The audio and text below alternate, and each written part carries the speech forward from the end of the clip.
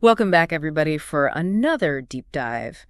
Now, I know a lot of you might only know our subject today, Gottfried Wilhelm Leibniz, as that calculus guy, but... Well, he was a lot more than that. Right, way more. So we're going to really kind of like get past the calculus today. Yeah. And delve into some of these concepts that he came up with, like monads and pre-established harmony and... Yeah, these are big ones. And even his quest for a universal language, so... A characteristica universalis. Yeah, exactly. Buckle up. It's going to be quite a ride today. So just to kind of kick things off, I think one of the things that makes Leibniz so fascinating is that he was a true polymath. Even in the 17th century when, specialization wasn't as intense as it is today, his range of expertise is just phenomenal. So he wasn't just content with revolutionizing math. Oh, no. What else was he into? Well, you name it, he did it. I mean, he excelled in fields like philosophy, science, law, diplomacy. He had this just insatiable drive to understand the world from every possible angle. But, the real heart of his work lies in his philosophical ideas, and that's where things start to get really mind-bending. Okay, let's unpack that. The sources mention these things called monads. Right. And honestly, they sound a bit like something out of science fiction. They kind of are. I mean, imagine if the universe was built from Legos. Each brick, each individual unit is a monad. So this tiny self-contained universe reflecting the whole. Oh, okay. It's a microcosm, this tiny world containing within it the essence of everything else. So each monad is like a mini universe. Right. But how do all these tiny universes interact? Right. Do they bump into each other, causing cosmic chaos? That's a great question. And that's where Leibniz's concept of pre-established harmony comes in. Think of it like a perfectly synchronized orchestra. Each monad has its own internal script, a set of perceptions and actions, and they all play out in perfect harmony. It's all orchestrated by God. So God is the conductor of the orchestra. Precisely. That's a helpful image. But is there any room for... Free will. Yeah. Free will. That's the big question. In this, perfectly orchestrated universe. Right. And that raises, really fascinating questions about the nature of freedom. Leibniz argued that, monads do have a kind of internal freedom, but it's within the constraints of this pre-established harmony. Imagine a dancer moving gracefully within a choreographed routine. There's freedom of expression within the structure. It's not, completely deterministic. Okay. So it's like they're free to make choices. Within the boundaries. But ultimately, those choices are kind of... Predetermined. Predetermined, yeah. But was this intricate cosmic dance intentional? Or was Leibniz suggesting that God just set things in motion and then kind of stepped back? This gets into one of Leibniz's other main areas of interest, which was theodicy, the problem of evil. Right. He believed that God, in his infinite wisdom, chose the best possible configuration for the universe. This concept is known as the best of all possible worlds. Okay, so it's not a utopia, but the best possible version given the ingredients. That's an interesting take, especially considering the very real suffering we see in the world. Right. How does Leibniz reconcile that with his idea of a harmonious universe? Right. And remember, for Leibniz, evil wasn't, some independent force like the devil or something. It arises from the limitations of our finite perspectives as individual monads. We see a sliver of the tapestry, not the whole picture. And within that limited view, things might seem chaotic or unfair. So it's like we're focusing on a single thread, maybe even a knot in the thread, without seeing the beauty and complexity of the entire tapestry. Exactly. You got it. And while we might question why suffering exists, Leibniz would argue that it ultimately contributes to the greater good. Right. To the overall harmony and perfection of the universe. That's a pretty profound concept, the idea that even our struggles and challenges have a place in the grand scheme of things. Yeah, I think that's one of the things that's so compelling about his philosophy. It offers a way to find meaning and purpose, even in the midst of suffering. But let's shift gears for a moment and delve into another fascinating aspect of Leibniz's work. His quest for a universal language. Okay, let's talk about that. This is where things get really interesting to me. From what I've read, Leibniz was trying to develop a language that could express all knowledge, with absolute clarity. Right. What was he hoping to achieve with this, what's it called? The characteristica universalis. Yes, that's it. Yeah, it's a mouthful. But the idea is actually pretty simple. He envisioned a symbolic language that could represent all concepts and reasoning, a kind of universal code for the universe. So like a programming language for the universe. In a way, yes. Did he actually succeed in building this universal language? That's a great question. It was an incredibly ambitious project.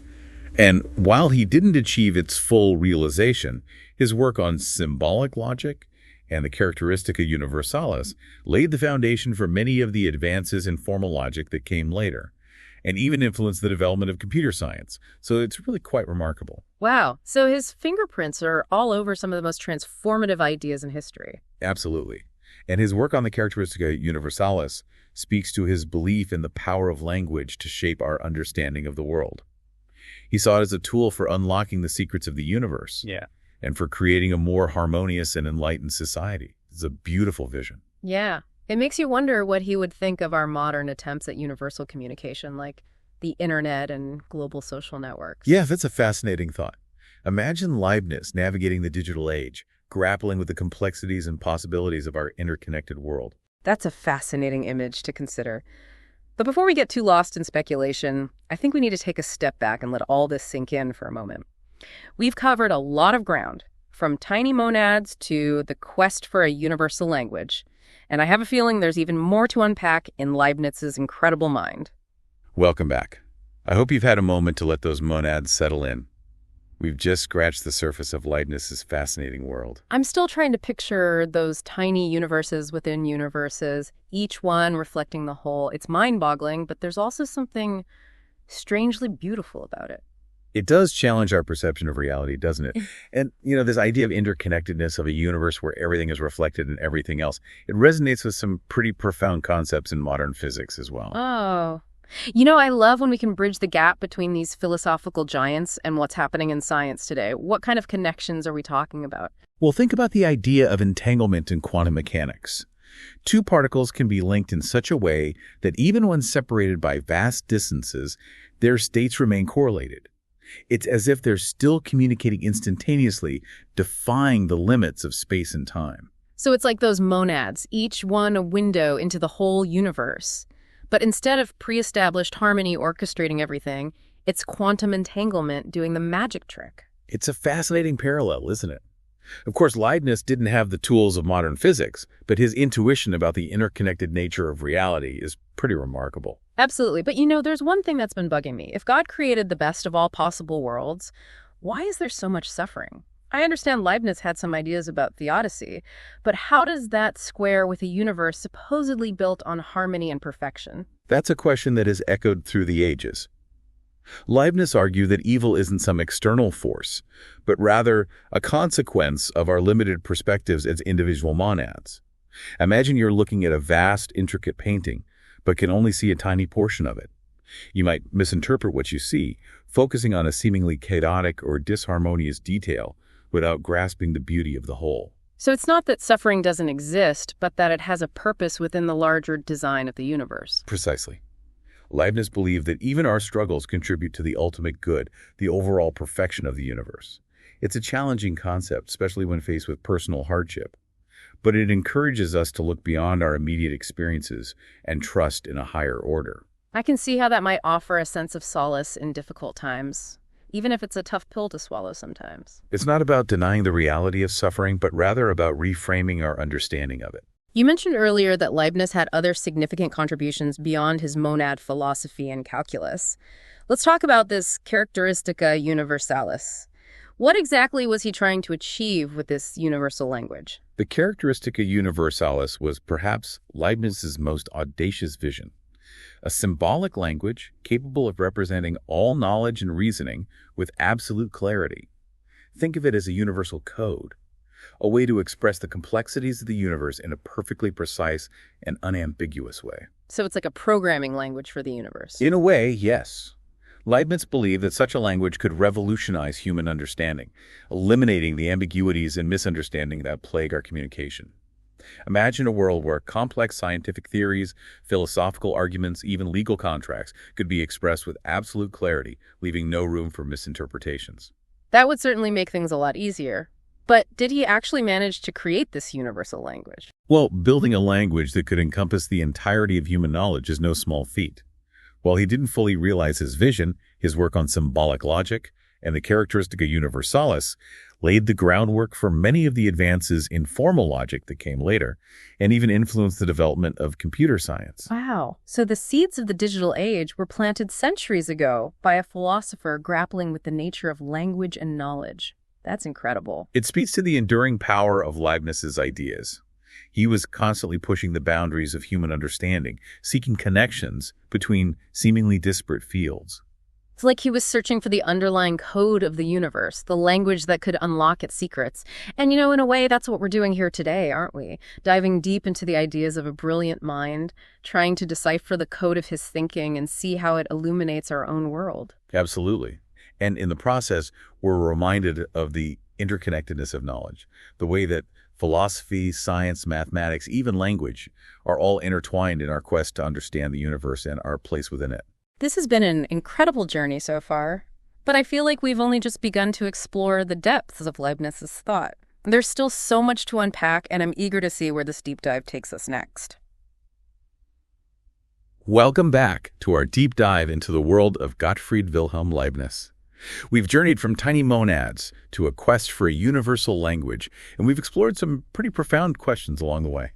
Yeah, it's been quite an exploration, hasn't it? And yet I feel like we've only just begun to scratch the surface of Leibniz's brilliant and complex mind. One thing that continues to strike me about Leibniz is his unwavering optimism. Mm-hmm. Even when confronting the problem of evil, he maintained this belief in the fundamental goodness of the universe. Right. How do we reconcile that with the very real suffering we see that we encounter in the world? That's a key question, and one that I think really gets to the heart of Leibniz's philosophy. Remember, for him, optimism wasn't about naivete or ignoring the harsh realities of life.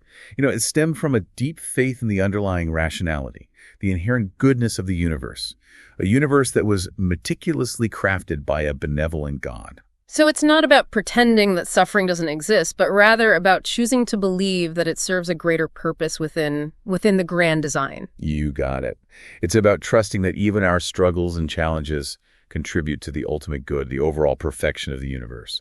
Of course, this perspective can be difficult to maintain, especially in the face of personal hardship. Sure. But it offers, I think, a very powerful framework for finding meaning and purpose amidst, all the complexities of life. Right. It reminds me of that idea we discussed earlier, the best of all possible worlds. Yes. Leibniz wasn't suggesting that this world is perfect, but rather that it's the optimal configuration given all the variables at play. Exactly. And I think this idea ties back to his concept of, individual monads, each one playing a unique and essential role in this grand symphony of existence.